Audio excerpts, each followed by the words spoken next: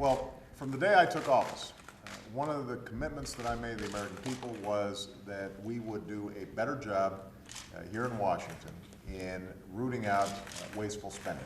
At a time when families have had to cut back, have had to make some tough decisions about getting rid of things that they don't need in order to make the investments that they do, we thought that it was entirely appropriate for our governments and our agencies to try to root out waste, large and small, in a systematic way.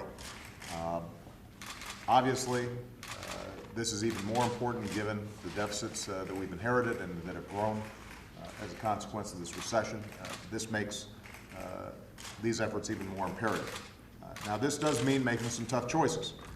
It means cutting some programs that I think are worthy, but we may not be able to afford right now. A lot of the action is in Congress and legislative and in the budget. I know that the Joint Committee on trying to reduce our deficits are engaged in a very difficult conversation right now, and we want to encourage them to complete their work. But in the meantime, we don't need to wait for Congress in order to do something about wasteful spending that's out there. Cutting waste, making government more efficient is something that leaders in both parties have worked on, from Senator Tom Coburn, Republican, to Democrat Claire McCaskill. We haven't seen as much action out of Congress as we'd like, and that's why we launched on our own initiative the campaign to cut waste. Not just to cut spending, but to make government work better for the American people. For example, we've identified thousands of government buildings that we don't need. Some of them sat empty for years.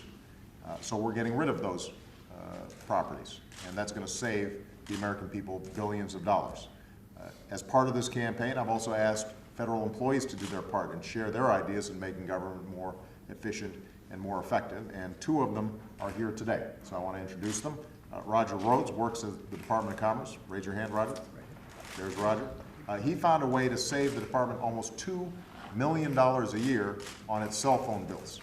And I'm sure that there are probably some consumers out there that would like to talk to him and find out what they could save on their cell phone bills. Celeste Steele is here. Celeste, raise your hand. Celeste works at the Department of Homeland Security, and she's helping to save taxpayers tens of millions of dollars by changing the way the department buys goods and services. So we've received nearly 20,000 suggestions from federal employees. I just completed a video conference with the 4 finalists of our annual SAVE Award. 20,000 submissions of ideas from federal employees about how we can reduce waste, eliminate duplication, redundancy, paperwork.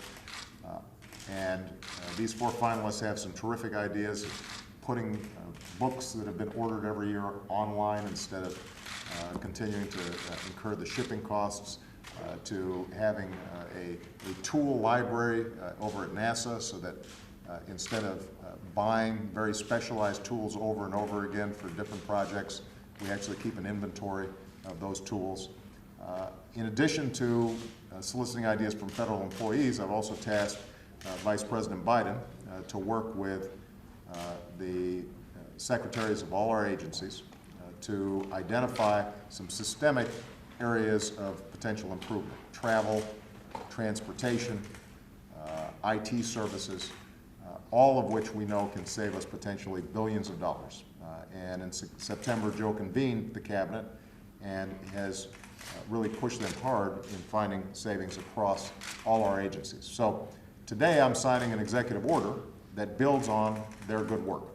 It directs agencies to slash spending in each of these areas: travel, printing, IT, because we believe that we can get better results for less using technology. And overall, spending in the areas covered by this executive order will shrink by 20%. And members of my cabinet will keep reporting on their progress to Joe Biden and ultimately to me. And we're going to hold them accountable for meeting this 20% reduction goal.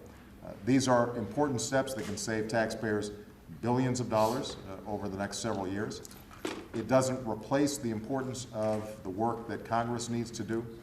in coming up with a balanced, bold plan to reduce our deficit, but it indicates once again that there are things that we can do right now that will actually deliver better government, more efficiently, more consumer-friendly, for less money. And we're going to keep on finding every possible way that we can do that, even if Congress is not acting. So with that, I'm going to sign the bill, but I want to thank all the officials who are behind me here today for taking this project so seriously.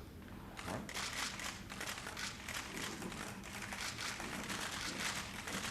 There you go. Mr. President, any comment on the night? Thank you very much, Thank you, everybody. everybody. Thank you. Thank you.